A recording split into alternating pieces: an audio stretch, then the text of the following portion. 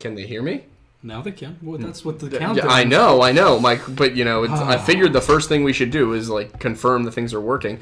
Hi, everybody. My name's Aiden Mattis, and welcome back to the 29th episode of the Lore Lodge official podcast, the Lorecast, the Lore Lads Cast, whatever. The Lore Pod, as we were considering calling it. Yeah, I've begun calling you and I the Lore Lads. I think that's fair. I think that fits. We could change the Aidens to the Lore Lads, but I kind of like the fact that it's the Aidens because there are two Aidens. It's fun. Lore Lads opens it up to all sorts of other, other stuff that we don't want to get into. Yeah, because what if we end up with people who are like, I want to be a Lore Lad, and then what? Do we charge them money? I don't know. You know how it is. You know me. You feel? It's just saying. Maybe the Lore Lads is the new highest tier on the Patreon. Could be. Could be, I don't know. Guardian of the Lore Masters archives. Is there going to be Lore Lodge lore? I feel like there should be. There should be. Eventually. Inevitably. One day. All right. But if you are here, then you are here to hear about, if I can get my notes into the right order, also, a smattering of missing 401 cases that we plan to dive into. But before that, I have a quick question for chat. Considering there's already 32 people here, I'm just curious, do Thursdays work better for you guys? Because if that's the case, we can move it to Thursdays instead of Mondays. But, just keep it in mind. You don't have to answer right now. But anyway, go ahead. Miss the Sunday podcast. Wasn't working then. Can always go back to Sunday. Who knows? We'll figure it out. But... Valid. Yes, today you're stopping by to hear about some missing 411 cases. And this is kind of what our bread and butter was when we started the show, before we started to branch out and touch on a few different little things. And I'm glad that we're circling back to our roots. Yeah. I felt kind of disconnected from it for a little while. But with TikTok, you got to follow the trends in such a specific way. Mm-hmm. And with YouTube, I feel like we can really do our own thing. So I think that'll probably be a point of difference between the TikTok and the YouTube now. The TikTok is probably going to be more history oriented. This will probably be more folklore and conspiracy oriented. Also, can they hear me okay? Yeah, the levels are good. And Becca! Look, it's Becca. Hey, Becca. Hey, Becca. Glad to see you've made it live. Welcome. Thank you for watching. That means a lot to us. But so to give a quick overview on what we're discussing today, for those of you who don't know, David Politis is the former police detective behind the Missing 411 series and the Missing 411 phenomenon. I'm not blaming him for the disappearances. I'm just saying he's the one who kind of put all the data together and said, all right, there seems to be something going on here. And what he has constructed, being a police profiler, is that in these cases, in order to consider them missing 411 cases, they have to fit within about 2/3 of what I'm about to read off to you, which is the person must disappear near water, near a boulder field, in an area. If they're found, they're usually found in an area that had previously been searched. These tend to be clusters of disappearances, not just one or two under weird circumstances, but rather lots of 50 and up, something like that, of disappearances. Not necessarily that are unsolvable or mysterious, but clusters of disappearances. Then we have people with disabilities, and that might sound like the kind of thing that would be an answer, but it's actually the opposite, because the people who go missing with disabilities tend to be people with physical disabilities that stop them from moving on their own, and then these people inexplicably disappear and end up either miles and miles away or thousands of feet up in elevation, just all these different strange changes. That the idea is that because of the disability, there's no way they could have gotten as far away as they did. Yeah. A major weather event could be part of it. And then timing. So the timing of the disappearance, who last saw them, how long ago did they see them? Because these disappearances usually happen within minutes. It's not like you were camping with 3 of your friends, you went to sleep, and then you woke up and one of your friends was gone. It's like you were gathering firewood with 3 of your friends, you put your firewood down, looked up, and one of your friends was gone. It's stuff like that. It just doesn't make sense. There's no room for a logical explanation in these cases. And remind me that all of these elements and factors fall under the umbrella of... Missing 411. Okay. And then there's the point of separation. The point of separation often doesn't make any sense because it's usually like they're right next to each other. If the point of separation was, you're hiking several hundred yards apart when they went missing, okay. But usually the point of separation is within 150 meters, which is really strange.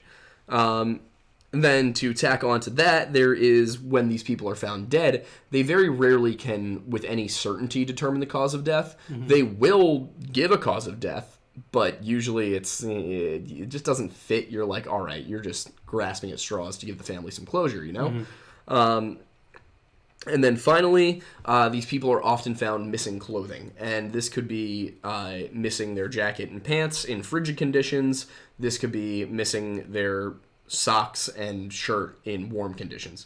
So it varies depending on where these people go missing. But to date, there have been 12 to 1,600 of these disappearances since the first one we're going to talk about, which was in 1969. Apparently I have more notes than I... Well, yeah, I mean, a lot of the people watching right now probably weren't here for the TikTok stream, so... Very good point. So we're going to start this one off with probably one of the best known missing 411 cases, which is Dennis Martin, who we talked about on Monday. Aiden, what do you remember about Dennis? Dennis, oh God, I've heard this story enough. You'd think I'd be able to recite it word for word. So Dennis was, I can't remember how old he was. Six. He was a 6-year-old kid. They were in Great Smoky Mountains, I believe, National Park. It was him and his dad, and they were with a group of people, and the kids were playing hide and go seek. And at one point, the dad had pretty much his eyes on Dennis almost the whole time. I mean, the kids were just like messing around. And then out of like seemingly nowhere, Dennis was just gone. Just gone. And a whole search was started. The FBI came in, the Green Berets came in, which is of note. And then I remember at one point, Dennis's father remembered seeing. I don't remember if it was his father or somebody remembered seeing. Like a man running through the woods with what looked like a child on his shoulders. Exactly. And it I can't remember if it was Dennis's father or if it was someone else, but that was just a weird coincidence. And from what I remember, Dennis was never found, but I believe there was a piece of clothing that was found though, right? In Dennis's case, no clothing. Okay. But that was actually pretty on point for everything. Just to go over some of the basics of the case. Dennis Martin, 6 years old. He was camping in the Great Smoky Mountains with his brother, father, and grandfather. This was an annual Father's Day trip. Did it every year, same campsite every year. And then on the second day, the first day went without any issue. Second day, they come across another family. The kids are all playing hide and seek. And Will, Dennis's father, would insist that he saw Dennis hide behind a specific tree. He saw him hide behind that tree the entire time. He did not move. And then when they called everybody to come in and say the game's over, Dennis did not emerge from behind the tree. So Will walked up to the tree, and Dennis was not behind the tree. And this is, of course, impossible because he had only ever looked away for a second or two at a time. Not enough time for Dennis to get up and silently move to another spot. And Dennis was also 6. I mean, 6-year-olds are not stealth oriented. So they didn't go through buds. Exactly. But you know who did go through not buds, but something similar? The Green Berets. The Green Berets, who were training in the area. And so as the search got going and nobody could find Dennis, even though he'd only been gone, a few minutes, he should have been somewhere in the area. They called in search and rescue, Green Berets. I can't recall exactly if FBI were involved in this search. But from what I recall, they were. I think they were. Yeah. But it would not be weird for the FBI to be involved because he was a minor. Child's case, yeah. But so just for those who don't know, the FBI avoids getting involved in cases of missing adults. They usually leave it up to the local jurisdiction. However, if it is a child, the FBI will get involved if asked. So search and rescue goes out. Thousands of people looking. And then what they find is that they're not finding anything. Mm-hmm. And one of the things that's through the ages kind of been odd about this is that the Green Berets were involved. The Green Berets at the time, of course, being America's most elite special forces unit. Think Navy SEALs, think Delta Force. Like the Green Berets were the first of those modern military units. And for just anyone who's interested, it's Green Berets are specifically Army. Yes, Army Special Forces. Whereas SEALs are Navy. Yes. And Delta Force, that's not Marines, is it? Isn't that the Army? Delta is Army. Yeah. Delta is Army Special Forces, and they are only recently are they like not classified. Yeah. Like they exist. So search gets launched. 1,600 searchers and a detachment of Green Berets, and the documentation from the time contradicts itself. How so? Because I forget exactly which direction it goes, but I believe it's the Green Berets documents say they were working with Search and Rescue. Mm-hmm. Search and Rescue's documents say the Green Berets were working on their own mission. Which leads you to wonder, I understand bringing in Green Berets who are very well fit to this task of, navigating mountainous terrain and whatnot. But what I don't understand is why they would lie about being involved. Yeah. Because the only reason I can think of is that they were not there to find Dennis. Especially when you factor in that one of the other families interviewed by David Paulides said that they, at the same time this was going on, had seen what appeared to be a bear running along a mountainside with something slung over its shoulder. But they said it wasn't running like a bear. It wasn't behaving like a bear. But, of course, as we try and do on this show, we try not to let hearsay do too much to our speculation. Yep. But it is worth looking at and thinking, that's a weird little detail. But at the end of the day, despite 1,600 search and rescue operators, several days of searching, and it really not being, how far could he move? Yeah. A 6-year-old boy, what was the other one we were looking at? A 7-year-old boy could reasonably be expected to go, what did they say, 30 miles? I don't think it was that much. I thought it was 6. Was it 6 miles in 30 days? 6 miles in 30 hours? Oh, it might have been 30 miles in 6 days. 30 miles in 6 days? Might have been that. Something like that. But the point of the matter was, in terrain like the terrain they were in, there's no way Dennis, without being taken out of that area, could have gotten far enough outside of the search area that they wouldn't find him. Yeah. And Dennis was never found. And that's kind of the first of these stories where you got to wonder what the hell happened. Yeah. The next one I want to talk about, and what we're doing here is the cases where the person was not recovered. Yeah. Next week we'll do the cases where the person was recovered. Another one, Charles McCullar. He was 19 years old, went missing in Crater Lake, Oregon in 1975. Do you remember anything I told you about it? Nope. Okay. So, he was touring the West Coast doing photography in the national parks. Naturally. If you are new here, we focus a lot on weird disappearances in the national parks on this channel. It is one of our favorite things to study. It's kind of the keystone of the entire project we've got going on here. Yeah. We got to go to these national parks too. We do. But he was doing photography in the national parks. His friend, who had an all-terrain vehicle, dropped him off because his VW minibus wasn't going to make it out there. Gee, why? Exactly, in the 70s.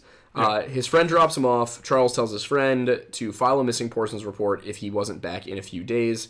Half jokingly, but the thing is, there were 7 feet of snow on the ground, so any reasonable person would have looked at this and gone, I can come back next week. Yeah. He didn't. So, of course, 4 or 5 days pass, and he still hasn't shown up to the rendezvous point.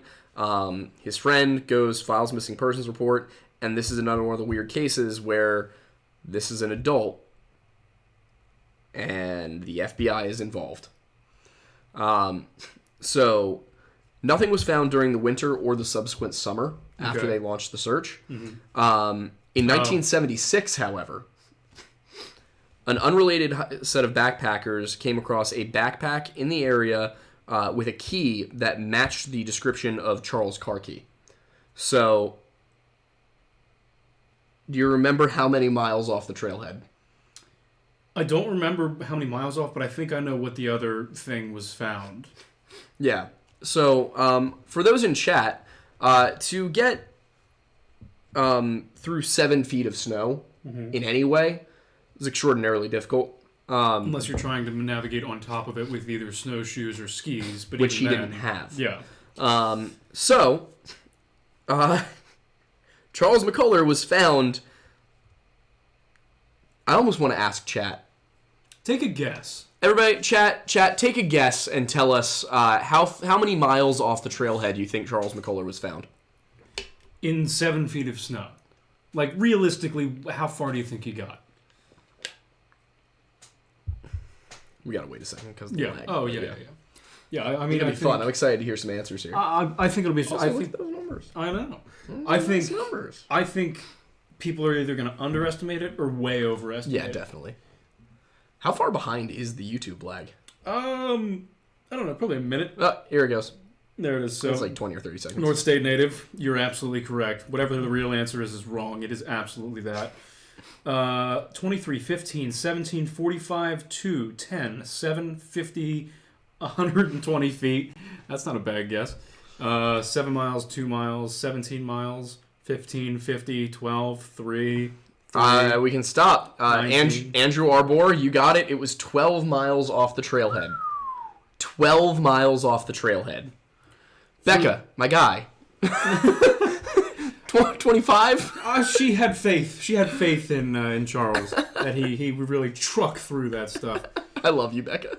She's great. Oh, man. Okay, so yes, they find his backpack 12 miles off the trailhead. Nearby, sitting on a log, are his pants. They are unbuttoned. Now, the key here is that he's not in the pants. Correct. But his socks are in the pants. And what's inside the socks? The feet. His feet. His feet are inside the socks. So the only thing that's left are his sock-wearing feet within his jeans, within the pants, on a log, as if he was just sitting there. And that's it. And then no, it's not it, because they did find a skull fragment. Right. They found a skull fragment 12 feet away. It's an interesting combination of 12 miles and 12 feet. Yeah, it's like you gotta. There's a lot that's weird here, right? Like, 12 miles off the trailhead and 7 feet of snow. His decomposed feet still in his socks that are still in his pants, but his legs aren't in the pants. His torso is nowhere to be found. Imagine, like, getting tired, sitting down for a second, just being like, all right, I'm ready to go. I'm going to just take off my feet here for a second, and then just get out of everything that is below the waist and go for a little bit more of a hike. It just doesn't make any sense. And skull fragment. So exactly. That. So anyway, a portion of his skull was found nearby. His torso was never found. And as you can imagine, in a case where a man goes missing 12 miles off the trailhead in 7 feet of snow, where his feet remain in their socks, which remain in the pants that do not have legs in them, with the backpack nearby. As you can imagine, this was ruled,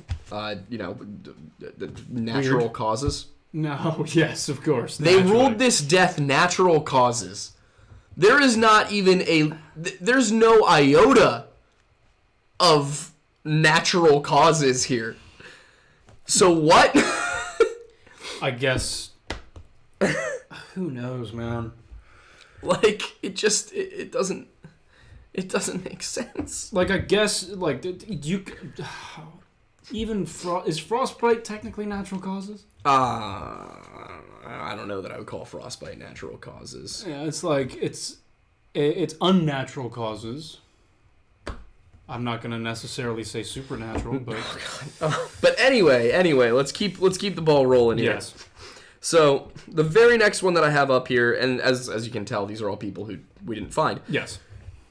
Bart Schleyer, 49 years old, went missing in Reed Lakes in the Yukon Territory in 2004. Before you get into this next story, how much of a person do you have to find before it's considered the person is found? Because we did find feet. I think it's just enough remains that, like, they couldn't have gone further. Yeah, that's fair. Like, enough remains that you can determine the person's dead based on what you've seen. Yeah. I mean, being footless and pantsless... It sounds and like... fraction of your skull-less. It sounds like the Headless Horseman's, like, wannabe cousin. The blockchain got him. Oh, jeez. This is why I don't look at chat. Not the bite. The bite of 87. Oh, good lord. Oh, God. I don't know anything about FNAF. The frostbite of 87. Yes. Okay. Anyway. Bart Schleyer, 49 years old, Reed Lakes, Yukon, 2004. Now, most 49-year-olds going on, 2-week-long moose hunting trips in the Yukon, it would not be weird for them to, maybe go missing or die. But Bart Schleyer spent a few years stalking around Siberia, hunting and tagging Siberian tigers for conservation efforts. So this is just a man. This is a man. This is a genuine man. So... I like him already. Yeah. He was by the larger of the lakes, and he was hunting moose. So he had to fly out on a float plane, and he basically said, come get me in 2 weeks. I'll be here. He had 2 weeks of supplies with him. He had a nice sturdy tent, his guns, his bows, was good to go. 2 weeks go by, and his pilot returns to, do his job, pick up Bart and whatever Bart was hauling, and fly him back to a reasonable location. What he found was that the campsite was still there, all the food was still there, Bart's dry bag was still there, Bart's weapons were still there, and it looked like there was an indentation on the dry bag as if somebody had been sitting against it waiting for moose to come by. Interesting. Bart was not there. Mm-hmm. Not only was Bart not there, Bart never showed up. What do you mean he never showed up? He never showed up. Wasn't it his stuff? It was his stuff, but he never showed up to collect his stuff, to get on the plane. Right. You might think, oh, maybe he lost track of time, and that's what the pilot thought, and so he stuck around for a little while. But over time, it seemed to get more and more eerie, and eventually he did contact the authorities. And the authorities came out, they did an investigation, they launched a search party. Bart was not found. So the running theory was that a large predator came and took Bart. But the problem was, all of Bart's friends said, there's no way that a large predator would be able to sneak up on Bart and just, take him. There was also no sign of a death struggle. Because a guy like Bart probably not going to just, resign himself to being taken by a bear or a mountain lion. No. Also, he had guns and, the ability to fight. So... and seemingly the desire as well. So you look at it, and it doesn't make sense that there's no struggle. And even more perplexing, say a bear did come and did get the jump on him, dragged him off into the woods, ate him, which, again, they didn't find his remains, they didn't find a death struggle. Yep. A bear would go back and eat the food at the campsite, because that's what bears do, you know? But all the food at the campsite was intact. The larger predator was Scott Hansen. Oh, God. Anywho, continue. So, another case where somebody disappears, and it seems they were the only target. None of their goods, none of their food. Yeah. Literally, all whoever was after them was them. And this seems to be the running case in a lot of these stories, where you've got just a human being targeted. Yep. And no real explanation as to why that human was being targeted, but they didn't want what the human had. They didn't want what the human was carrying. They didn't want the human's weapons. They just wanted the human, which makes you ask questions. Because that just sounds like you're hunting for, meals. Well, yes. So, we're going to get into another one. In an even stranger vein, actually, if I'm being honest. Chris Tompkins. He was in his 20s, I believe he was actually exactly 20, in Ellerslie, Georgia. This was in 2002. He was part of a survey crew, and the way they were doing their hike up this road to survey was they had one guy in the front, and then like 50 feet behind him, another guy, 50 feet behind him, another guy, 50 feet behind him, another guy. And Chris was at the end of the line. And the guy who was in front of Chris would say that every once in a while he'd check back to make Chris was still doing okay. He would check back, Chris is there, looks forward. Couple minutes later, checks back, Chris ain't there. They heard nothing. They saw nothing. Not a sound was made. So they went over to where Chris was last seen. And what they found along the way was pocket change, tools, basically anything that would have been in his pockets was on the ground, which led them to believe that someone or something picked Chris up like this, threw him over his back, and ran off with him. Because at some point, Chris has to have been upside down long enough for that stuff to wriggle its way out of his pockets, right? Yeah. It gets weirder. So to the side, there's a barbed wire fence. In the barbed wire fence, they find one of Chris's shoes. And then about 800 yards past the fence, they find his other shoe. These were boots. Nothing else of Chris Tompkins was ever found. Was there any trail of, like, something? Nothing. No trail, no evidence, no blood. And the weirdest part is if someone ran up to you on a trail, grabbed you, turned you upside down, and shook you, and then ran off, you'd probably make a sound, right? Yeah, but for sure. So, how does he disappear like that? Yeah, that doesn't make any sense at all. But yeah, he was never found. And that one is one of the most intriguing to me, honestly. The Manhussy hunt. The Mahussy hunt. Yeah. I did not let on that Mahaha the Tickler would be friendly. I explicitly said Mahaha the Tickler would try to kill you. Sir. Well, it looks like she didn't succeed. I mean, good. Yeah. Definitively. But yeah, so now we're getting into a broader category of weird. Yes. With Mount Shasta in California. Okay. So in 2010, a family who chose to remain anonymous went up to Mount Shasta, California, and this family included a toddler, a male toddler, a female child, and a mother and a father. The toddler disappeared from right next to his sister without a sound. The sister claims that she turned and said something to her parents, turned back, he was gone. Couldn't have been more than a few minutes, you know? So they immediately contact the authorities, launch a search. Hundreds of searchers within hours of the disappearance. They found the toddler 5 hours later in a patch of bushes that they had searched multiple times over the course of that 5 hours. Oh, I remember this, yeah.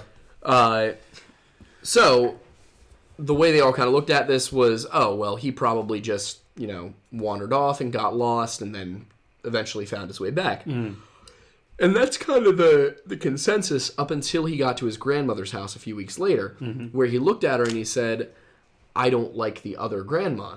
And so grandma goes to dad and says, this is what he said to me. And they have a conversation because what he had said to both of them was that he was sitting by the fire and he saw his grandmother in the forest waving for him to come towards her. And that she led him up a hill into a cave, and in the cave were purses and spiders. These were his words, by the way. 3.5-year-old, probably not the best communicator, but these were his words. Yeah. And then the other grandma started asking him questions that he didn't like, that he didn't know how to answer. And so what he did was, eventually she got frustrated with him. One thing he said that he didn't like about the other grandma was how her head glowed. I don't know what that means. No. But creepy as hell. Yep. But yeah, so she eventually gets frustrated with him and tells him to leave. He goes back down the mountain, hides in this bush. They eventually find him. That explains where he was. But this all jogged a memory that the grandmother had, which was, and keep in mind, this is a 3-year-old. Any old woman to them is their grandmother. So it doesn't have to necessarily have looked like his grandmother. It probably just had to look like similar age. Yep. So the grandmother recounted a story to her son where she and her friend had been camping around the same spot a year earlier. And they were sitting out by the campfire, but there were a lot of, bugs and whatnot. And they noticed from the tree line that there were a pair of eyes, like glow-in-the-dark eyes watching them. Every time they tried to shine the flashlight on it, it would disappear. Yeah. And then it would reappear on another side of the campsite. So eventually they got tired of this. They left the fire going. They went to bed. Him in his camper and her in her sleeping bag in her tent. The next morning, they both woke up outside of their tent and camper on the ground, feeling horribly sick with little puncture marks in the backs of their necks, as if they had been bitten by a large spider. They attributed that to why they were feeling so sick and decided, you know what, let's pack up and go home. So they did. And these two stories have enough in common when you think about grandma, Yep. spider bites, spiders, Yep. purses, something in the wood, something in the tree line. The purses thing is interesting. The purses thing is very interesting. But what gets me, the spider bit is what gets me. Why is that?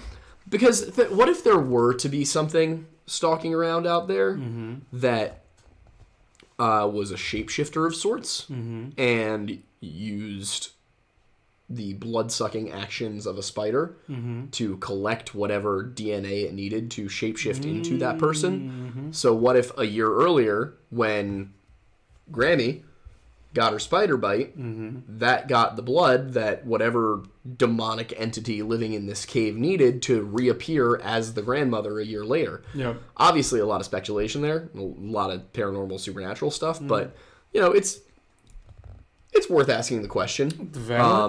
And at the very least, really cool concept for a horror movie. Yes, I would agree. It sounds like it, but just like even more. Yeah. Weird. The glowing head is... Every time you say the glowing head, it reminds me of this... do you know Kyle Hill? Vaguely. So he does he was on SciShow on YouTube, and now he's got his own channel. Oh, yeah, I know who you're talking about. Yeah, with the guy with the long hair, whatever. Yeah. This past year, he's been doing this series called Half-Life, and it's all about, like, just kind of things involving nuclear disasters and radioactive issues and things like that. And one thing he did recently is called it was one of the worst nuclear or radioactive fallout disasters ever, but it didn't have to do with a power plant or a nuclear explosion. There was a machine back in like the 60s and 70s that used I believe it was the byproduct of the decay was cesium, but I think it used either plutonium or uranium to detect. Essentially, it fired not neurons, but it fired small amounts of radioactive particles directly into people, just kind of analyzed like what was going wrong with their brain and body. And in that level, it was safe. Right. But this hospital in Brazil used one of those and then shut down. And then over a period of time of, I think it was like 10 to 15 years, it was just kind of left in decay and nobody came to come get the stuff. People tried, but they were denied. Anyway, so these two guys ended up going in because they heard there was like stuff worth a lot of money in this, broken down and just kind of like abandoned hospital. And they get this thing and they have no idea what it is, and they bring it back to their uncle's shop. It was like a car shop, like auto body shop. And they open it up and there's this powder, this just white powder that's glowing blue. And they're just like, nobody knows what the hell it is. And they're like, this is wild. And so they start taking the powder, and then like people started coming, and they were just taking like handfuls of the powder. And like one girl like sprinkled it all over her arms, and like it was like her arms were like glowing blue because of it. And people were like putting it in food and stuff like that. And so inevitably people started getting sick, and somebody was brought in. We had the smartest people in the world all in one place and they proceeded to do the dumbest shit. Yeah.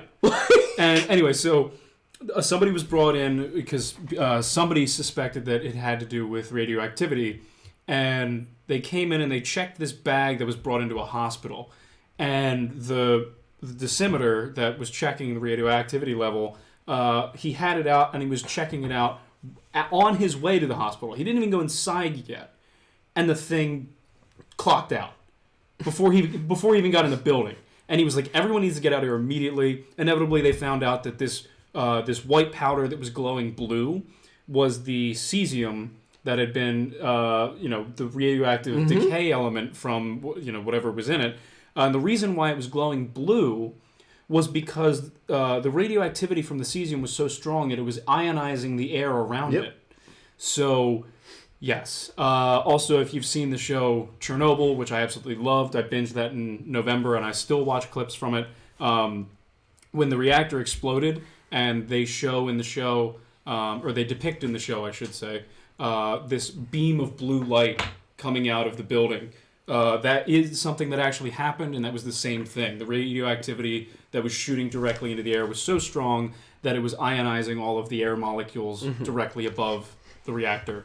And yeah, really wild stuff. I find radiation fascinating, but also horrifying. It doesn't change the fact that nuclear energy is still the safest and most efficient power that we have. We are very pro-nuclear at the Lore Lodge. Yes.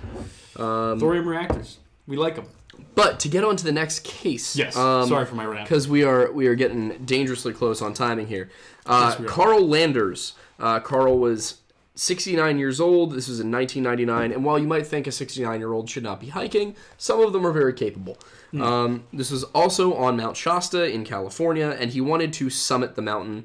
But about most of the way up, there's a spot called Lake Helens where you can kind of rest and adjust to the altitude. He had the early symptoms of altitude symptom. He had the early symptoms of alcohol. He had the early symptoms of altitude sickness. So he decided to wait the night and try again in the morning. Day 2, he sets off alone to summit the last 200 or so yards. It's about 650 feet total. So he sets off to do that. And he leaves behind one of his friends who's just too sick to move, and another who's like, I'll go a little bit later. So it's a short trail, 650 feet, only one way up and one way down, and the sides of the trail are pretty open. Like, they're not forested or anything. They're not full, like, mountainous crags. So he gets up, and a few hours later, one of his friends decides that he too is going to summit. And so he goes up, gets to the top. Carl's not there. Comes back down. Carl's also not there. So the two friends that are remaining are like, what could possibly have happened here? There's only one way up. There's only one way down. If you didn't see him going up and you didn't see him coming down, and he's not down here with you, he's just gone. So they launch a massive search effort, as they do. Hang on. Pages. Sorry. Rebecca said, radiation? Did you mean spicy ions?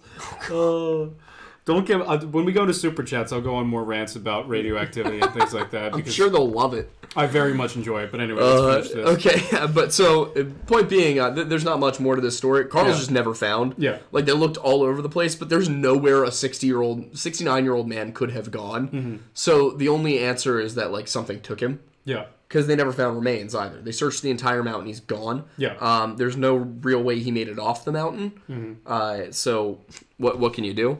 The next one involves 57-year-old Eric Lewis, who went missing in 2010 on Mount Rainier in Washington. He was climbing with two friends, and I will forewarn everybody, there is a murder conspiracy involved in this one.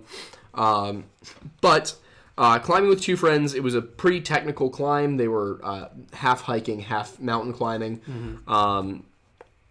And they were in a formation where one person would climb up to the top of wherever they were going, anchor themselves down, and then the other two would follow. And then the next person would climb up, so that everybody got to rest. So The one guy gets to his spot, stops, anchors himself in. The other guy gets up, stops, anchors himself in, and then they realize that Eric's not there, and they pull up on Eric's rope, and it's light. And so they pull Eric's rope all the way up, and the carabiners are missing. So Eric unclipped himself at some point. They wait for a minute to see if they can hear anything. They call down for him. They can't. So they decide, all right, let's make our way back down. We'll talk to the authorities. We'll figure out what's going on. They'll send a search team. We'll figure out where Eric went. Search team goes out. Still pretty difficult climb, but they go out. But there wasn't really much for him to go. Like, if he fell, then you would be able to tell where. Yeah. But he didn't. What they did find was about 200 yards off their climbing trail was an ice cave. And in that ice cave, which seems to have gone deeper into the ground, in that ice cave were all of Eric's gear. Literally everything. Interesting. His bag, his climbing equipment, all of it was in that ice cave. There's no good explanation for how that happens, especially because Eric himself was never found. Yeah. There's the idea that perhaps he slipped further back into the cave, but why was he in the cave in the first place, you know? And then the murder mystery aspect comes in with you could never really prove, if his two friends decided to kill him, you could never really prove that they did that. But also, how would they have disposed the body? Exactly. There's a lot. And there were no footprints leading up to the cave. Yeah. Like, it's just, somehow Eric's stuff got into that cave with absolutely no evidence of that at any point. So.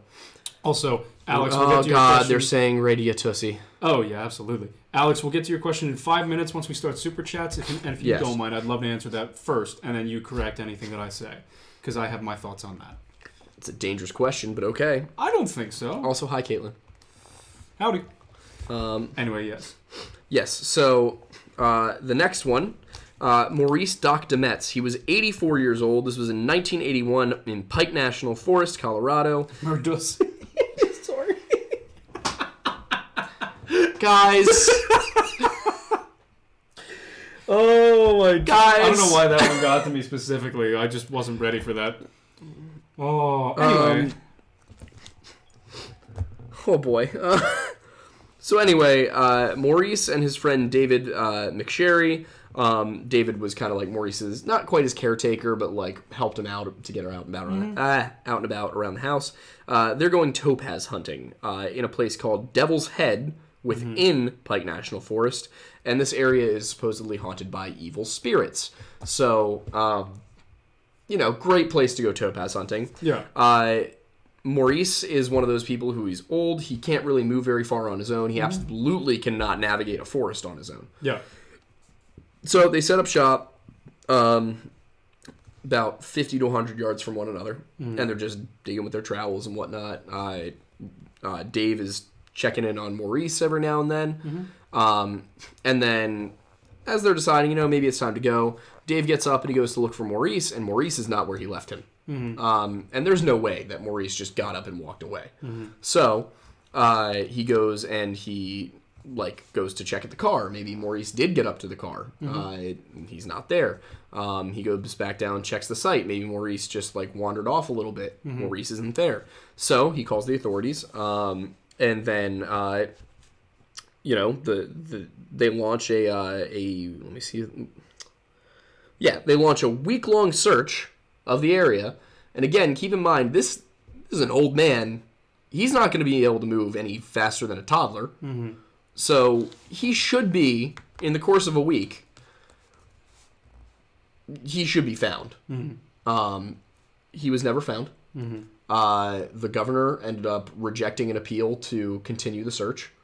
And to this day, Maurice Dametz is still considered missing. His family never got any closure, and the government is just refusing to admit anything one way or another. They won't say, we don't know. They also won't say there's a reason we're not going in there. Yeah. Which seems to be the running theme in all of these cases is They do whatever search they can. If they find the body, great. But if they don't find the body, they just kind of like, all right, it's too bad. Yeah. The next one is Jim McGrogan. This was in Vail, Colorado in 2014. Very athletic young guy. I believe he was a dentist.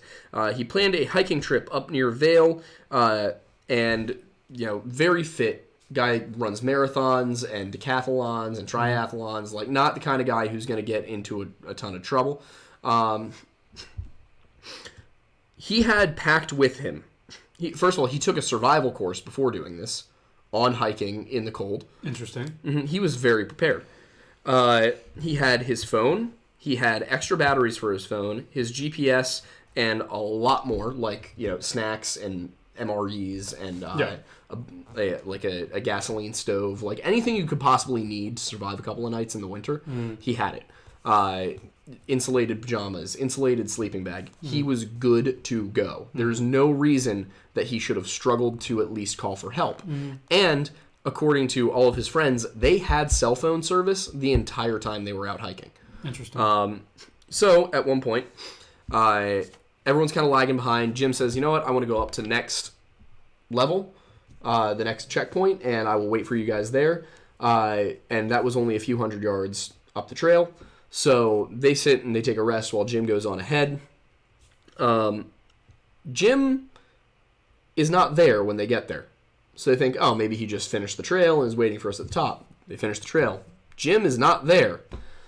So they go back and they look for any sign of, where Jim might have stepped off the trail. But there's 3 feet of snow on the ground off of the trail. The trail's packed down. Yep. But around it, there's 3 feet of snow. So if somebody stepped into it, you'd know. No tracks leading off the snow. They call in a search. Hundreds of people searching. You got dogs. You got 3 helicopters just combing the trail to see if at any point are there tracks leading off of it. There aren't. Interesting. So they call off the search after 5 days. 20 days after his disappearance, a couple hiking off the trail come across his body. He was ruled to have died from massive head trauma and a broken femur, and they said that the injuries coincided with falling from a great height. Interesting. There was no great height for him to fall from. It was like something had picked him up, flown him into the air, and dropped him. Because there weren't any cliffs, there weren't any trees he could have climbed. Yeah. He also was not wearing his snow pants, and he was not wearing his jacket. And I also don't think he was wearing his boots. His cell phone was working, had reception. The backup battery was charged, and the GPS was working fine. He had avalanche flares that he did not use, and none of his food had been touched. So, and on top of that, this spot had been searched 5 days into the search. The day that they ended the search, that spot was empty. So, in the 15 days between the search ending and him being found, why did he not call for help? Yeah, that's odd. Why didn't he eat any of his food? Why didn't he drink any of his water? Why didn't he use any of his flares? Why didn't he call for help? It makes no sense, It doesn't track with somebody who was out for a hike and then got lost. It tracks with somebody who was out for a hike and got abducted. Yeah. But they don't know who abducted him. And what's weirder, and this part of this could be the snowfall, but there were no tracks around his body. So they have no idea what happened to Jim McGrogan. And just heads up, we are at 8:02. So yes. I don't know how much more you want to do. We started a little bit late. Let me do Garrett, Bardsley, and Aaron Hedges. Sure. Okay, so Garrett Bardsley, I can do this one real quick. Camping with Boy Scouts in the Uintah Mountains at Kubarant Lake in 2004. He was 12 years old. He was there with his dad, Kevin. He and Kevin walked 150 meters from their campsite around a slight bend to the riverline to fish. Garrett fell in, and he was like, no, it's whatever. I'm fine. I'll fish even with the wet clothes. 20 or 30 minutes later, he's like, you know what? This is uncomfortable. I'm going to go change. And his dad's like, fine, because he can still hear the other campers. So he's like, yeah, whatever. This is a 12-year-old, you know? You don't really think about it. No. They're not adults, but, you know, they're functional. So Garrett, he watches Garrett go around the bend and then assumes that very soon Garrett will be back there. 20 or 30 minutes pass. Far too long for somebody to just go change. But, you know, maybe he got sidetracked talking to his friends. So Kevin runs up the trail, looks for Garrett. Garrett's not in his tent. Garrett's not in his sleeping bag. Garrett's clothes are still there. Has anybody seen Garrett? Nobody's seen Garrett. And he's like, we've got to find Garrett. So they call the sheriff's department. Sheriff's department sends people out. They organize search and rescue. You know, Park Service comes out. They look for Garrett. One of my followers actually told me when I talked about this on TikTok that he was involved in that search. And he said it was the strangest thing he's ever seen. Yeah. So, you know, these are not just made up stories. These are things that real people have been involved in. Yep. The only thing that was ever found of Garrett Bardsley, this 12-year-old Boy Scout, who, you know, if you know Boy Scouts, they know their way around the woods. The only thing that was ever found of him was a single wet sock wedged between two boulders. Interesting. There is no wild animal that would do that. No. There is nobody who would kidnap somebody who would do that. So what the hell happened? And they had his mom come out to confirm it was his sock. Interesting. Yeah. So, I mean, what? But yeah, I just want to get to this one last one because, my God. I'm ready. And then we'll go to Super Chats. Aaron Hedges, 38 years old, 2014, the Crazies, Montana. This is a guy who spent all of his free time hiking, hunting, and camping in the Crazies. Okay. He knew them like the back of his hand. He didn't even need to use a map. He had caches of, food and water and ammunition and weapons hidden all over the mountains, anywhere he would go. Yep. So this guy was set. Yeah. He knew what he was doing. So he goes on a hunting trip with a few of his buddies. Does it say hiking? Sometimes I read my own notes and I really don't know what the fuck I was writing. But yeah, so he's going hiking with his friends. The logistics went bad. They didn't have enough of something. And Garrett's like, don't worry about it. I have a cache this way. It's like half a day's walk. I'll go get it, bring it back. You guys stay here. And the walkie-talkies they were using had a GPS function. So when you communicated with them, it relayed your location, which is a really smart idea. We should get those. So after he's been gone for a while and they're still not sure where he is, they kind of radio in and they're like, hey man, how's it going? You there yet? Like about when he was supposed to get there. And he said, yeah, I just got turned around a little bit. It's no big deal. I'll work my way back up and I'll be there. So they then look at his location and he should be, for lack of a better word, he should be up here and he's down here. Now, there's a fork in the road right here, where if you take the left fork, which goes uphill, you will go uphill to where the cache is. Yeah. If you take the right fork, you will go downhill, which is not where the cache is. Yeah. So there's no reason to make this mistake. It's not like there was a cache in both directions, and he decided to go to the lower cache. Yeah. It's just there wasn't a cache this way, and there was a cache this way. So... Interesting. He inexplicably is in the wrong place.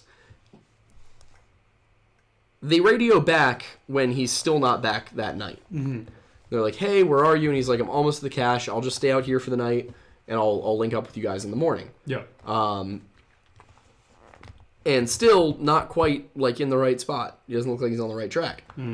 So they wait out through the night, and then into the morning, and then they go to reconnect with him, and they're not getting any signal back. Yeah.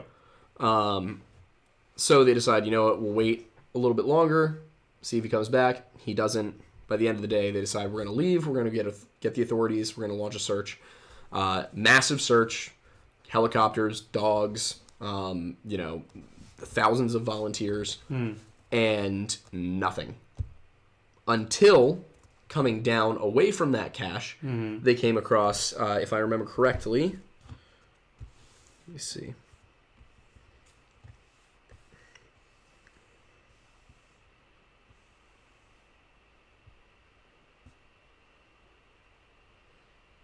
I did not do a very good job taking notes here. Yes, so here's what happened. Along the way down, following the trail he had been on, they found his boots and a pair of matches. Okay. A pack of matches. Yeah. That was it. And so they shift the search area to the boots. But then, eventually, somebody way east, like at the edge of the search area, finds, I believe it was his backpack. Okay. And a few other things, and so they shift the search area that way. And then, completely unrelated to this, a family who has a ranch down in the foothills of the Crazies, they were doing some fence repair, and one of the people involved in that repair project decided, I'm going to take a walk up into the mountains and just, sit up here and look down to the valley. Gets up there and finds his backpack, his bow and arrow. I think at one point they had found his rifle. Okay. Finds his backpack, his bow and arrow, his jacket, and a thermos, an open thermos, as if he was sitting there having a snack. Yeah. And keep in mind, this is all over the course of, weeks. Eventually, they did find, I believe this part was a year later. About a year later, they did find his remains. Okay. Not far from where they found his the last of his stuff, which means that when he died, so first of all, when he was sitting on that rock with the thermos, with his backpack and his bow, if he just looked straight down into the valley, what he would have seen was a ranch. He was a mile from safety. He could see it. Yeah. And he chose to continue walking away from it. Yeah. At no point during this story did he express to anybody that he wished to go off grid. At no point did he say that he hated his life. He wasn't suicidal. There was nothing. It was just, he just kept making irrational decisions. Yeah. And nobody can explain it. Kachussi? I just like Becca's comment of whatever's taking these people doesn't like boots, and I would say, exactly. I agree. It's a good point. Okay, so, but yeah, that's the Aaron Hedges one. And then just to oh right, I forgot one detail. When his body was found a year later, yes, he was missing his feet. Rest of him's intact. He just doesn't have feet. There's a consistency, but it's inconsistent. Yeah. This is getting out of control. I mean, yeah, you're not wrong. All right, finish this up and then we'll head to the super chats. Yeah. So just to reiterate the last bits here, the missing 411 profile, person goes missing near water, near boulder fields, in an area previously searched. There's clusters of them. They often have disabilities. There could be a strange weather event. The timing of the disappearance is odd. The point of separation is odd. There is an unknown cause of death. And they are missing clothing. Missing 411 cases tend to have most, but not all, of these attributes. And if you're curious about learning more, the David Politis Missing 411 book series has all the information. He also has his own YouTube channel called Can-Am Missing Project. And Mr. Ballin does a great job breaking these down as well. Yep. Now we are going to go to Super Chats. Yes. So stick around because we will sit here with you for half an hour to 45 minutes and answer whatever questions you choose to ask us, preferably questions that are related to this show or topics this show touches on. But if you want to ask about, how devastated we are about the Eagles, you can also do that. Feel free, or anything vaguely touched on, or anything about us that we might be willing to share. Just anything in general. Whatever tickles your fancy. Sadly, no Archie tonight, because he asked to stay with my parents. Yes. Yeah. And by that, I mean my parents asked if Archie would stay with them. Correct. So anyway, first off is this question I'm kind of excited to answer because I think it's a good question, from Alex Hoffman for $10. Thank you very much. saying, got an unrelated question. Why is it that Native Americans didn't seem to advance the same amount EU and I think Middle Eastern civilizations did? I would say, and I wanted to get your answer after I give mine, but based off of what I've learned from history, and I have a lot of respect for Native American cultures, and I really find those different tribes and their mentalities about life and religious beliefs and things like that really interesting. A lot of that comes back to their cultural and religious beliefs. In European and more Western cultures before the Americas were colonized or developed, the European and even just areas around the Middle Eastern and things like that were a lot more focused on, I guess, individualism in a sense. And there was also a lot of different hierarchical elements to the societies, and a lot of just like building up of society in general. Whereas in native cultures, it was a lot more about a communal relationship with the land, and there wasn't this mentality of ownership. It was more that we are here and we're sharing this space with everything else that exists on it, and we're only gonna take what we need to survive. And we're gonna, make sure that we are appreciating it and doing the best that we can to give back to this environment in which we live. They were nomadic, so they didn't have homes that they lived in their whole lives. They moved around. A lot of stereotypes here, Thornbury. Am I wrong? Yeah. Am I? Not entirely. I mean, it's not every tribe, obviously, but from what I understand, this is why I said I wanted to answer first, and then you correct me. But seriously, largely, it was a lot of, there were hierarchies in terms of the, elements of the tribes, but a lot of it was more along the lines of, we're going to respect the nature that we're living in, and it's not about, they didn't have, massive industries or trades or things like that. It was more along the lines of they just they lived within their means, and they, from what I understand, didn't have interest in kind of industrializing. Yeah, a lot of what you said is correct. One of the biggest mistakes people tend to make, I think, when thinking about Native American history and Native American culture is that this was a monolith of a culture. It was not. Yeah, they were very different tribes. Native American societies were just as varied as European and African. I think the key part of this, and I mean this in the least offensive way possible, the Native Americans did not make it into the Copper Age until Europeans were arriving. So the earliest copper tools from Native American societies that I'm aware of were from around 1000 AD. By that time, we were working with, or not we, but the Europeans, many African groups, the East Asians were all working with, steel, with iron and steel, and had developed, extraordinarily complex seafaring maneuvers and methods of agriculture that the natives just hadn't reached. And you got to wonder, was this because the natives did war with each other? It wasn't like they were, spending all of their time tending to the land and whatnot. It's just that they lived in much smaller communities most of the time. And some of the tribal wars were gruesome. Oh, yeah, they had some brutal wars. Yeah, the rivalries between tribes. Was it more frequent for tribes to be at each other's throats or get along? It really seems to depend.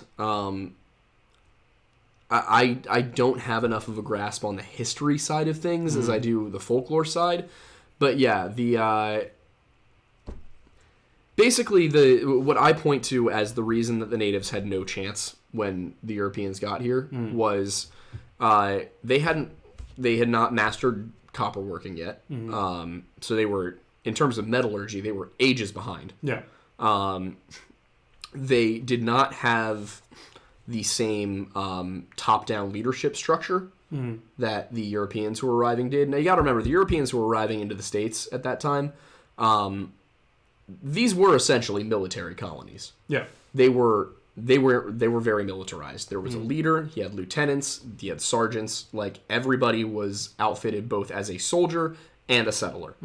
So just manpower to manpower, a various tribe might muster 12, 15 warriors, and if you had a confederation, you might be able to muster an army of a few hundred.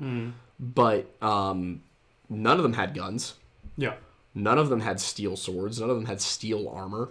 And, I mean, if you look at the Vikings who landed at Vinland versus the settlers who landed at Jamestown, the Vikings who landed at Vinland probably were wearing leather armor and carrying very high-quality steel axes, might have had helmets, one or two might have had chainmail. Yeah. But for the most part, they weren't specifically all that better armed. And when you're outnumbered, it doesn't matter how well armed you are. Yeah.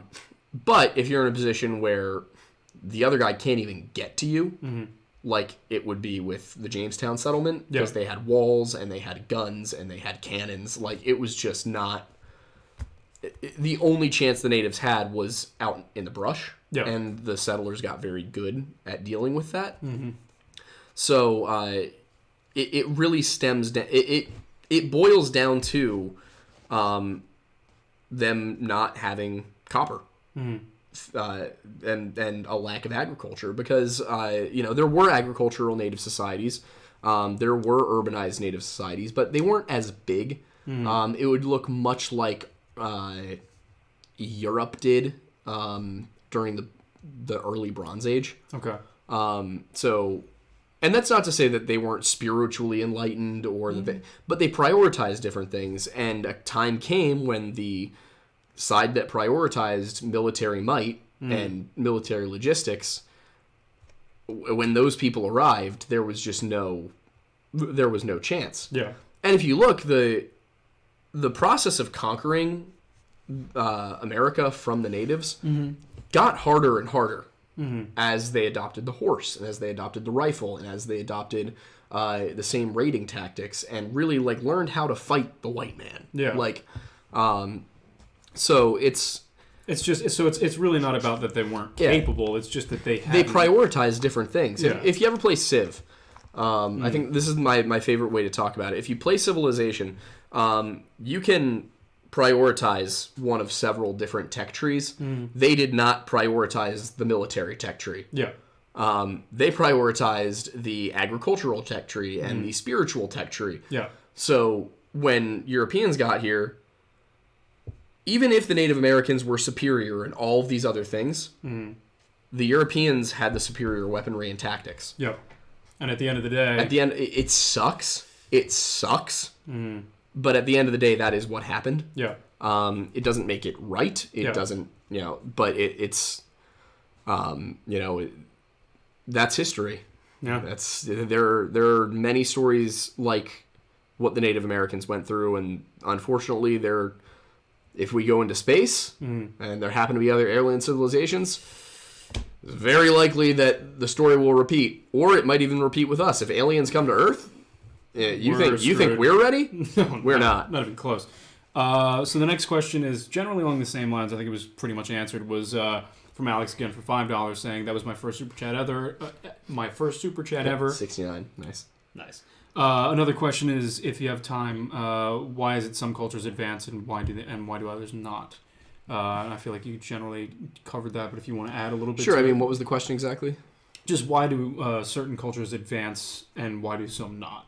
And real quick, I'm gonna hit the bathroom. Sure. Yeah. I mean, again, it's usually a combination of factors, and also determining what cultural advancement is. Are you looking at the advancement of architecture or of military or of religion? Some cultures, I think the Native Americans are a good one to look at, because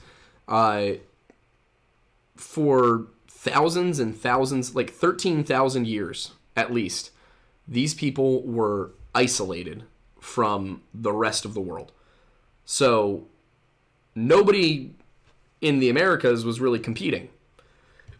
Nobody in the Americas was pushing to get to the next level, and part of that is because of proximity.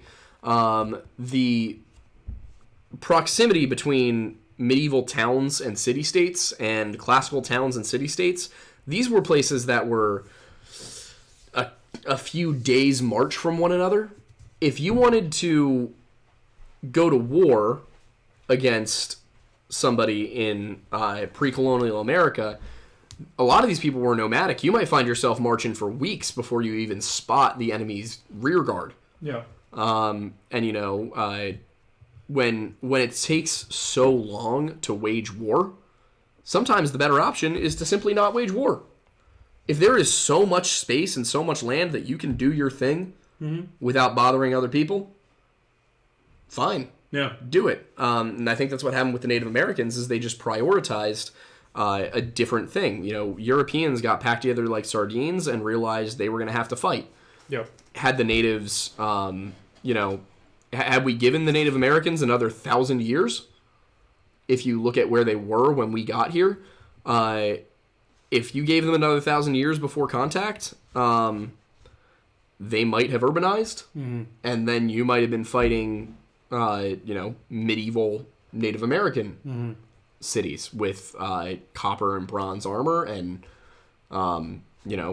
not medieval, but you would have been seeing probably a much more like what we saw with the Aztecs, because Mexico, the Mexican, what is that? Is it an isthmus? The landmass that is Mexico, is much smaller. There's a lot of there's a lot of dense forests, a lot of mountains. So the livable areas were much more competitive. It was much more difficult to secure one. Yeah. So they had to develop weapons, and they had to develop hierarchies and a strong religious background. So by the time the conquistadors got there, they cleaned up, but in a situation where they weren't allowed into the city because the Aztecs believed them to be gods, in a situation where they actually had to lay siege to Tenochtitlan, there's a good chance that, with the size of the army they had, they want me to say milk. Well, you said it. Milk. Yeah, with the size of the force that Cortez was bringing to Tenochtitlan, he probably, if they had closed the gates to him and forced him to besiege them, they probably would have won. Yeah, that makes sense. So it really is stuff like that. By the way, I do just want to hop in here. As far as our show goes and the donation goals, I would like to say that at $750, Aiden will have to wear the TikTok leggings. Yes. I don't know exactly how much we've made tonight. I believe it's 15, 35, 40, about 40. All right, so let's see. A little over 40. Oh, wait, I missed some. 40, 50, 60, 70. Let's just say roughly 80. All right, so let's say we're at about 600 then. Yeah. So if you guys want to see Aiden in TikTok leggings, then in the next 2 episodes of this show, you will be required to. You won't be required to, but if we hit $750 in super chats for the month, which at this point is another $150 in super chats.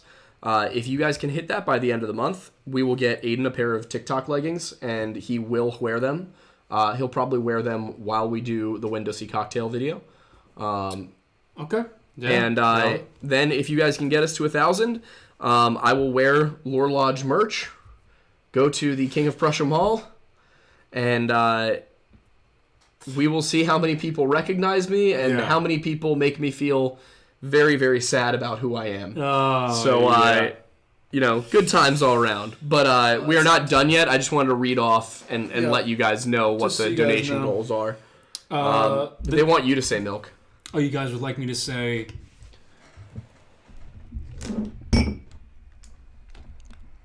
milk. Anyway, moving on. From Essel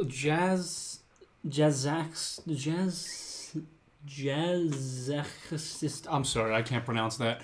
For $20, Says, I've watched just about every video of yours, but I haven't been able to watch the stream live since the first two. Graduated from college in December, so I have a bit more time on my hands now. Awesome, that's great. Love the content, keep it up. So no question there, just some nice positivity. Nice. We always love that. And then Jai for $5 says, look up how big Rasputin's manhood was. Want to know your guys' reaction. It's in a museum, but you both need to join the Minecraft to fight the dragon on stream soon. We'll do that eventually. Wasn't it like 12 or 13 inches? That's what somebody said, I believe, yeah. Makes sense. Is for $9.99 says, hello, boys. This is your weekly Is reminder to take care of yourselves. Tell Archie I love him oh so very much. Yes, and the P.O. box. Yes, and just for consistency, I'm gently reminding Mattis about the P.O. box. It's a bit now. Yeah, well, hopefully he'll remember. Imaginary for $10. Thank you very much. If you send me texts during the day, I'll remember. I'll do my best too. Yeah. What are your financial goals? Wish list for the channel. Your content is top tier. Thank you for sharing it with us. We should maybe just sit down and do a wish list. Yeah. Wish list would be good. Our goal essentially is just to be able to get to a point where this is like feasible enough to be consistent. Yeah. But if production quality needs to go up for that, then production quality needs to go up for that. Yeah, no doubt. I don't know. I'd say, you know what? I will get that put together. Yeah. And then we can just put it in the description of all the videos. Okay. So check back. If not tomorrow, then probably Saturday I can get those up. Next is Nathaniel McCoy for $5 says, I just got back from working around Mount Shasta. Glad I didn't do too much hiking around there. Yeah, valid. The Great JB for $5 says, Appalachian/Europe lore is very similar and these places were connected on Pangea. Thoughts? Also, what kind of spooks can I find in... I assume that's FL, Florida, besides skunk apes. Could you repeat the question? Yes. Thoughts on the similarities between Appalachian and European lore, considering it's very similar, and they were once connected on Pangea. Thoughts there. And then, in terms of Florida, what kind of spooks can he find besides skunk apes? So, to my understanding, Pangea broke up into something similar to what we currently have long before humans ever walked the earth. Yes. Millions and millions of years ago. So I think that what we are seeing in terms of these convergent creations of folklore is not necessarily related all the way back to Pangea, but perhaps to before the flood. You know, there's the Meltwater Pulse 1b incident where sea levels rose 300 to 600 feet over a very rapid period of time, which would have buried any civilization built along the coastline. And basically every, almost every single culture on Earth, unless they are ones that truly sprung out of the mountains, have a flood myth. Yeah. And that flood myth tends to be connected in some way to some very violent event where a group of troublemakers or a race of giants or a race of half-breed angel humans are causing problems and get wiped out. So I think that if there's a place to look for where we are getting these monster stories, it's whatever the hell we were dealing with 11,600 years ago. Makes sense. I think that there was probably some offshoot species of humans, whether it was something that was half-bred between angels and humans, or whether it was, you know, some other branch of our evolutionary tree. In any case, it seems to me that there was something back there, and over the ages, it got, you know, mixed and matched into something that is, you know, the Wendigo, or the Ashwang, or the Strigoi, or the Nephilim, or the Jotnar. Yeah. You know, and that we all have these similar mysteries and myths because we all experienced something like it deep, deep, deep in our genetic memory. Nice. The next one is from Is for $1.99, simply saying, Femboy Hooters win Ducey, that is all. So, nice. All right. Next, we have all the way down here. 10ME10 for $5 says, Tech Aid and talk about radiation. Most fun fact that you know, your favorite fact, and a totally random fact. Well, there's one that I can think of. It's not... I can't remember the actual name of it, but I remember I was watching a video about it relatively recently. That blue glow within a reactor, that is a water reactor, that is not like actual radiation. Like it's totally safe, but it's a result of it. Valid. Done. You know, it's what is the effect? So I actually can like say what it is. Hang on. I'm gonna go refill my water while you talk about radiation. Wonderful. Would you like a refill of anything? I'm good for now. Thank you, though. All right. It's called the Cherenkov effect, or Cherenkov radiation, essentially. It's when you have an underwater nuclear reactor, and it's essentially right. So it's compared in this little like Google thing to the sonic boom when faster than sound movement occurs, and what it's doing is it's essentially light is a form of radiation. The visible spectrum of light, and just like on that whole spectrum in general, that is radiation. It's electromagnetic radiation. What is happening there is that the water is slowing down the particles. And keep in mind, I'm just going off of memory here. This is not me reading now at this point, but it's some of those light particles or like specific types of radiating particles from the reactor that are being slowed down by the water, and thus you get that blue glow. I think it's really cool. It's different than the ionizing radiation from the cesium powder or from out of the Chernobyl reactor. Another one I like for people who have not seen the show Chernobyl or just generally don't know that much about what happened. Interesting part of why the reactor blew up is they essentially did everything wrong. They were supposed to schedule a safety test. Ironically, that's what they were doing, a safety test, even though they had to push back the test, which left the reactor to be on lower power than it should have been before a test, creating xenon in the reactor chamber, which kills the reaction. And thus, when they were trying to lower the power even a bit more to do the safety test, the xenon killed the reaction completely. Also, it was an RBMK reactor is a positive void coefficient, which is it relies on water, and when water would speed up the reaction, steam would slow it down, and steam obviously is generated by water boiling. So, strike that, reverse it. Water slowed down the reaction, steam sped it. I can't remember. One of those two. Anyway,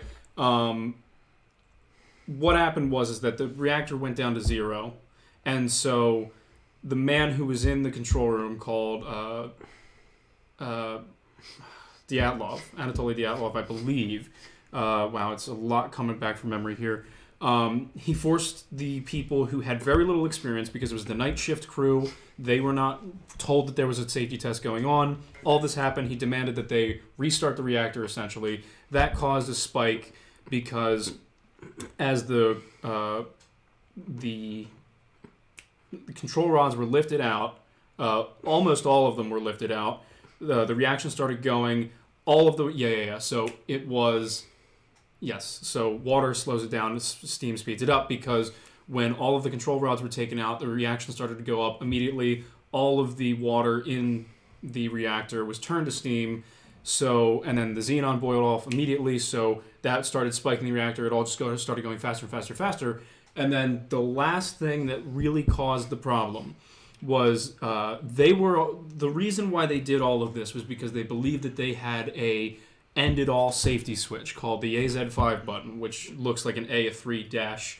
I don't know why the 3 is called Z, but that's fine. Anyway, so they were under the impression that AZ5 button would be able to stop whatever problem might occur. And what the AZ5 button did was it would begin putting all of the control rods, which were made of boron, which would slow down the reaction, back into the back into the reactor to stop any reaction that was happening. The problem is that in the show they describe it as the control rod tips, which in actuality is not a great way to describe it, because the way the tips are and the way the control rods are in general, it's like, let's say that this is the boron control rod, right? Well, there's a second half to it on the bottom that's graphite. And I may or may not have mentioned this before, but the graphite was in the reactor to speed up the reaction. And so when it was pulled all the way out, it was essentially like this was the reactor, they were all the way out. So then the first thing to go back into the reactor was the graphite part of the rods, which then immediately sped up the reaction even further.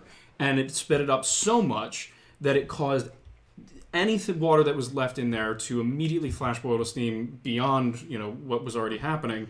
That broke some of those control rod channels, so they couldn't insert anymore. So it was just the graphite, the boron couldn't get in, and the reaction just kept speeding and speeding and speeding up. So essentially, that safety button, which they believed would save them, ended up being a detonator. Inevitably, the pressure got so high, like from the steam building up, that it blew the lid off of the reactor.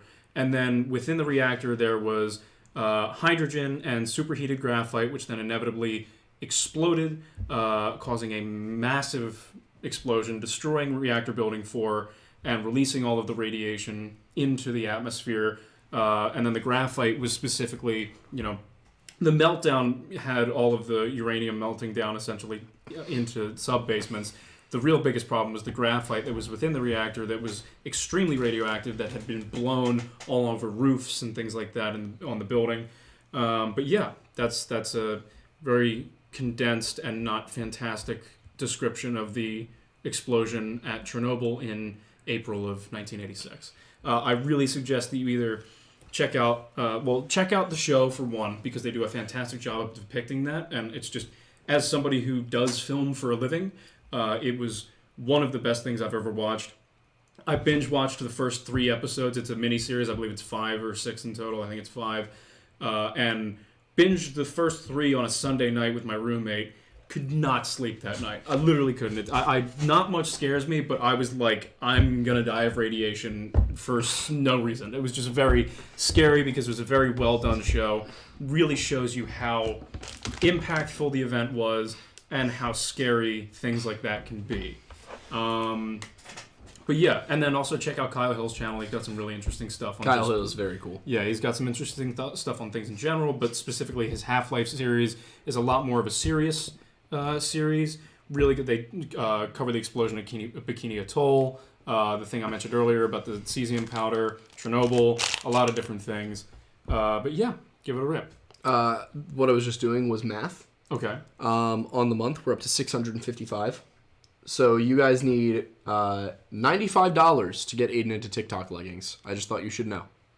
Sweet. I like that. Just thought you should know. Let's go back. So the next one is from Steve Duran. Who said yes for $5. It says, since Kevin lost last week, John Wick versus a Wendy boy, who killed Wick's dog, but he gets prep time. The Wendigo gets prep time? No, John Wick gets prep time. John Wick gets prep time. After the Wendy boy killed his dog. Honestly, I'm going to take John Wick. Yeah.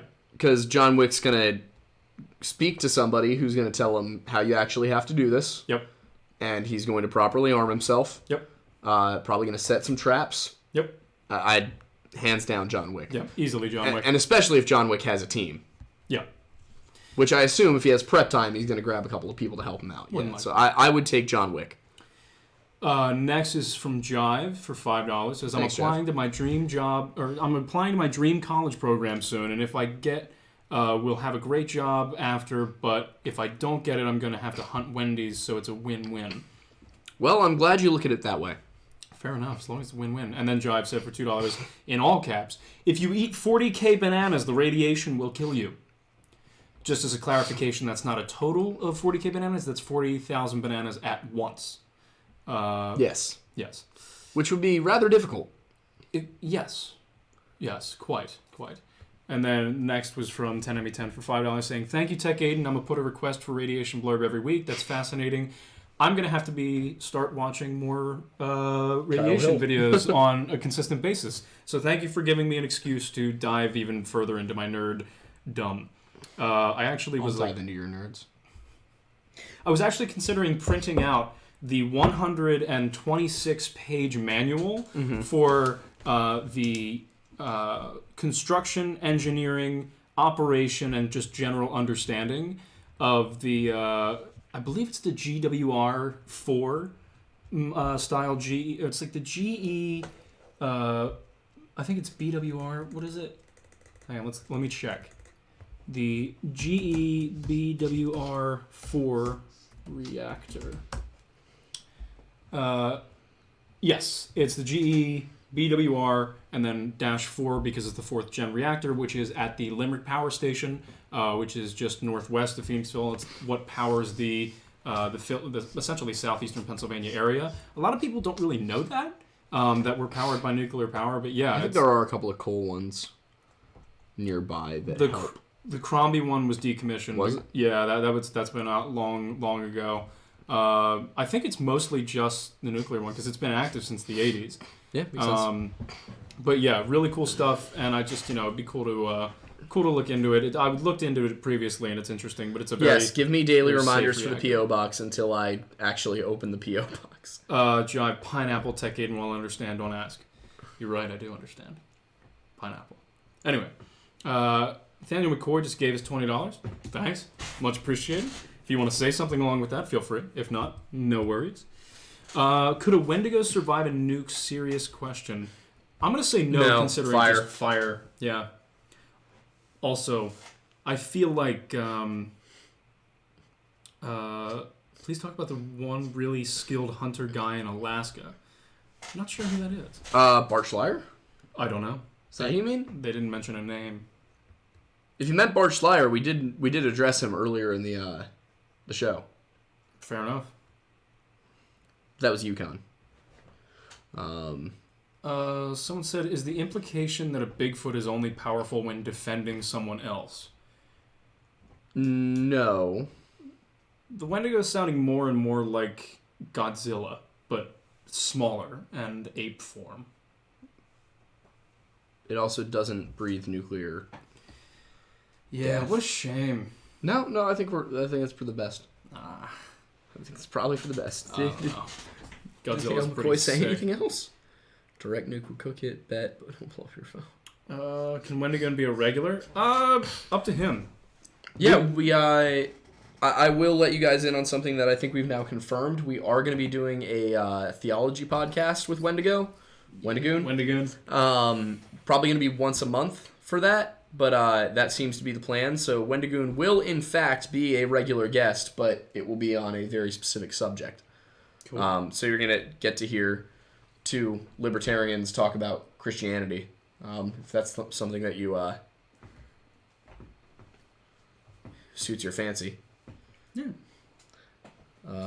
Yes, the King of Prussia Mall is the one that we're going to be doing that at. I'm at my dad's in the state. Make a trip where? Pennsylvania, I assume? I mean, my dad's in the state. Oh, interesting. That is like where we live. So yeah, just take over the King of Prussia Mall. Just be there. We might as well. Yeah. All right. The Lore Lodge inhabits the King of Prussia Mall. Mm-hmm. What would happen to a Wendigo if it was around a nuke? Like not close enough to fry instantly, but heavy dose of radiation. I mean, radiation kills, like it literally just destroy the way radiation. You gotta remember, a Wendigo does have living cells. You know? the way radiation like kills you is because it is like, you know, gamma and X-ray radiation and a lot of, you know, just anything that, you know, is high or small wavelength, very high energy, can go through pretty much anything, and it goes through with such force that when it fires through you, it literally knocks into your DNA and destroys it. Like, let's say you've got a double helix floating around here and like a piece of gamma radiation shoots through it. Like, the whole Gattaca thing or whatever, like it'll knock out a T or knock out an A or whatever. I can't remember the full names of those things. Mm-hmm. But when your body goes to read the genetic code to perform an action, similar to how if you went into a program and you went into the binary and you started taking out like a 1 or a 0 in just random places, the program just wouldn't work. It may initially get faulty, or it may work and just like have certain problems depending on what type of program it is and what part of the code you're destroying. But, if you take out enough 1s and 0s, the program will just stop functioning. And it's very similar to the human body. There is a definitive limit on the human body with how much radiation exposure we can get to before it is problematic. And it's one of those things where it's not like what's a good example?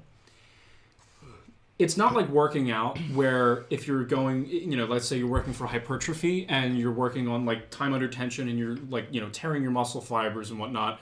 And then you let that part of your body rest, and then you come back a few days later, and that muscle has healed itself and is now a little bit bigger, a little bit stronger. It's not like that. Once radiation has affected you, that doesn't heal over time. So the amount of radiation that you're exposed to, it will continuously, increasingly affect you. And inevitably, normally we die of natural causes before we ever normally experience enough radiation to kill us. But, like, for example, the people who had to clean up Chernobyl, specifically the roof, because they couldn't get a piece of technology up there that could handle the radiation, because it would literally destroy metal and things like that. It'll make it brittle and it'll fall apart. The men who went up there were thousands of them. They had 90 seconds on the roof in full, like, protective gear to go with shovels, pick up these pieces of graphite and throw it over the reactor. And once that 90 seconds was up, they had hit their lifetime limit of radiation. That's how bad it was. So, like, they were okay, generally, but they literally could not experience any more radiation or they were going to start to essentially decay. Anyway, you were going to say something? I was just going to say that it's important to note that Wendigos are not undead. Oh, yeah. Creatures. Well, that's fair. So, just to kind of piggyback off of that question, like, radiation could eventually kill one, but yeah, they're not undead. Yeah, that was my 2 cents on it. Jive for $2 says Aiden M versus Aiden T boxing match. Make it happen. That's a bad idea. He's gonna win. I mean, we'll do it. I'd rather not. I like my face. $250 goal for next month. No, why? I'm doing that for $250. I don't want to get my ass beat for $250. I won't kill you. He's got the weight, he's got the reach, he's got the experience. I'm not going to win. I'd rather I will not. use one arm. I'd rather not. What if it's on our knees? I'd rather not. All right. Your loss.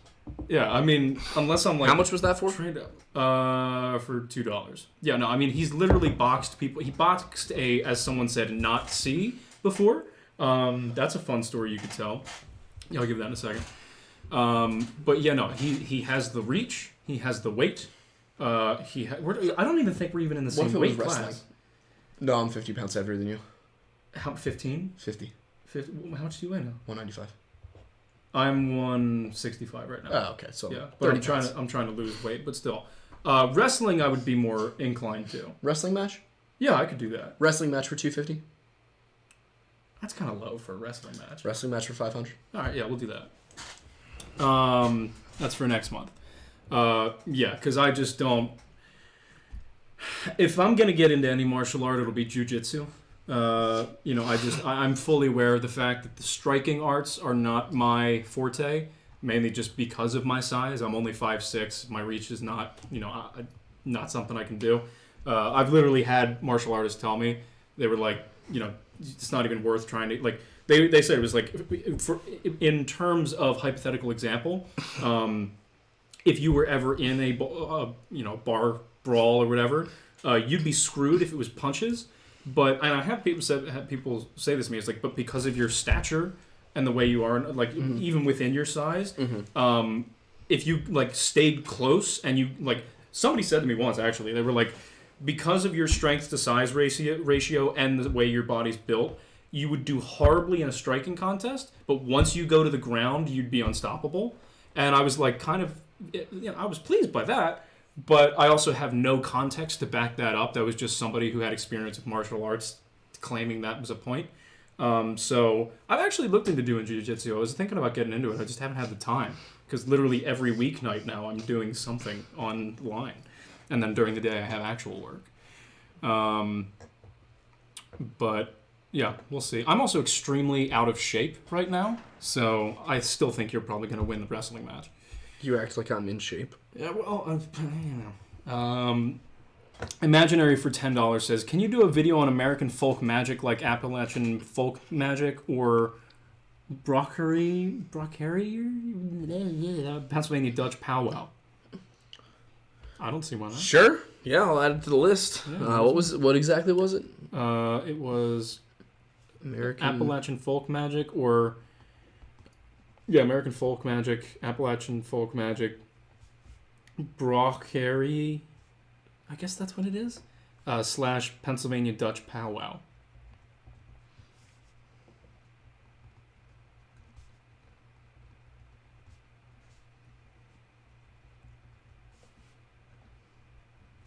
Can't imagine it would be too hard to find Pennsylvania Dutch stuff around here.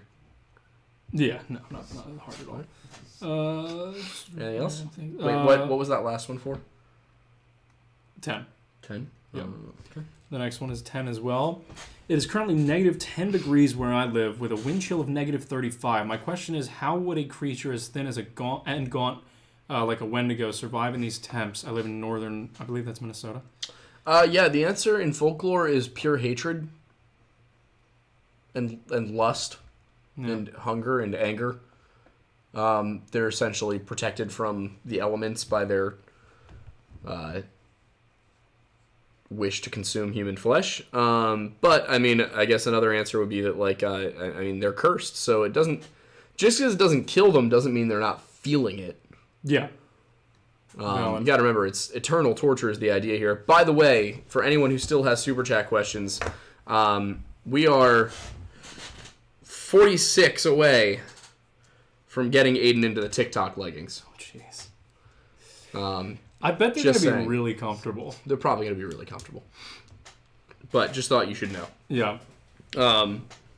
But if there are no more super chats, then I think it is about time to wrap up the show. It's almost 9 p.m. Good Lord. So let's give it 5 more minutes, and then at 9 we're gonna shut down.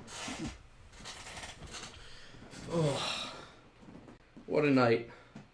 What a night indeed. What a night! Please answer Jive. He's desperate what he said. How far from a nuke would a pizza have to be cooked but not burnt? Please, it's important to know. I have absolutely no idea how to answer that question. Not a clue. There's a lot of variables that would go into that in terms of like rating on the nuke, what the geography of the landscape is, what type of pizza. You know, it's there's a lot that goes into that. As an Italian, I'm just gonna say no. Valid. I give you the veto. Anyway, nonetheless, I think that's it for this evening. I think that's it. So, yeah. All right. Have a great weekend, everybody. I guess I can do plugs. So, my roommate and I, for those who are not aware, back in like October, he was like, we should just do a podcast that's literally just bullshit. Mm-hmm. And he was like, we'll call it Nonsense Time. It'll be great. And we never did anything with it. And then last week we were like, let's just do one. And we did one, and it was fun. And then we did one again on that Friday, and then we did it again on Tuesday. And now we have a streaming schedule of Tuesday, Wednesday, and Friday, the days I'm not here. Problematically, that does conflict with my streaming schedule. Yeah, we'll figure it out. Maybe I'll move mine to 9. That's a good plan. And you can do yours at 8. Ours is 8 to 10, so... I'll move mine to 10. There you go. Because I don't want to poach your viewers. But inevitably, if you want to see us just be morons, feel free to come check us out. Are you guys gaming or just like sitting around being jackasses? Sitting around being jackasses mostly. So like The Gentleman was supposed to be. Kind of, yeah. Should we launch The Gentleman? I don't know if I have time for The Gentleman. But literally, like a segment last night was us. One the other day was seeing how many goldfish he could eat in a minute. Was 30. Last night there was a portion. Sometimes we'll do hardest trivia. Sometimes we'll do GeoGuessr. One part last night was we had to try and make each other laugh while one person had a full mouth of water and a trash can in front of him. I somehow won, even though he makes me laugh just by looking at me. But yeah, for those in the chat who have been to Nonsense Time, I can confirm it's a great time. It's full of nonsense. Pat, tomorrow, because of the subscriber goals that we had, he is now having to wax. It was initially going to be his mustache, but we're going to change it to his neck. He's going to have to wax the hairs on his neck because I like his mustache too much, and I don't want to risk certain follicles not coming back because it's so luscious. And he doesn't want to risk that as well. So it's going to be that. It also might do some chest hair as well. We're just going to be waxing him. His girlfriend's going to wax him. But yeah, it'll be fun. It'll be great. Obviously, if you're here, you probably know about his TikTok. Check it out at the Aiden Mattis. Similar with what Instagram. Everything. All of my socials are the Aiden Mattis. Including Twitch, where I do stream on Tuesday nights, usually from 8 to midnight. I guess I can move that to 10 to midnight, or I can just... I don't know how many followers... I'll move it to 10 to midnight. Worst case scenario, if you started at 9, we can just raid you. True. Yeah. We'll work it out. Yeah, we'll work it out. We'll figure it out. All right. And then, also, you can find me at Director Aiden on anything, worth looking at. I just started doing some stuff on Twitch as well. I did, 2 streams. I'm nowhere near as consistent as he is, and I'll probably... Sometimes when I'm streaming, it'll probably be with him. Other times, it'll be me just messing around. I want to play Witcher. I want to get better at it. On stream? Yeah, I haven't done it in ages, and I want to try that. And then sometimes I just practice Use a guitar controller. at the end. Yeah, I might have to. I've been using it to motivate me to actually practice guitar a little bit more consistently. I will try and learn Wagon Wheel because it's not that hard of a song. So we'll get there. All right. But anyway, that's it for this evening. That does it for this evening. Thank you very much for stopping by, everyone. I hope y'all are excited for next week when we'll talk about people who actually were found and what they reported seeing. That will be Monday night at 7 p.m. Eastern. Do we want to do a poll considering the reaction today? Do we want to do a poll of whether or not we want to switch it back to Sunday, stay at Monday, or even do Thursday? I will do a poll on YouTube. Perfect. Yes. All right. So check in the next 20 minutes. I'm going to put a poll up on YouTube saying what's the best day for us to do live. John have also super chatted and said for us to do a Minecraft stream together. We should do that. All right. If there is nothing else for the evening, I'm Aiden Mattis, and thank you for stopping. Oh, wait, no. What? One more thing for the evening. We do very much appreciate all of our viewers and their generosity, but one thing that we appreciate even more is consistency. So, if anyone is willing, if you don't feel like you can do a super chat now and then, but if you can spare $1 a month, our Patreon has a $1 tier, and it would mean the world to us if people signed up for it. The higher tiers come with some fun other stuff, but the $1 tier is all we can ask. We really appreciate everybody who helps out. Aiden can tell you it has been a journey of me trying to feel comfortable asking people to donate to the stream, but if even just $1 a month, if all of our YouTube subscribers did $1 a month, the show could be phenomenal. So it would literally be a full-time thing, most likely. Yeah, we'd probably hire people. Yeah. So it would be pretty exciting. So, but no pressure on any of that. We really appreciate even those who just stick around and watch the show. It's more just informing you to know that there is the option. There is the option. So should you? Yes. So, with that said,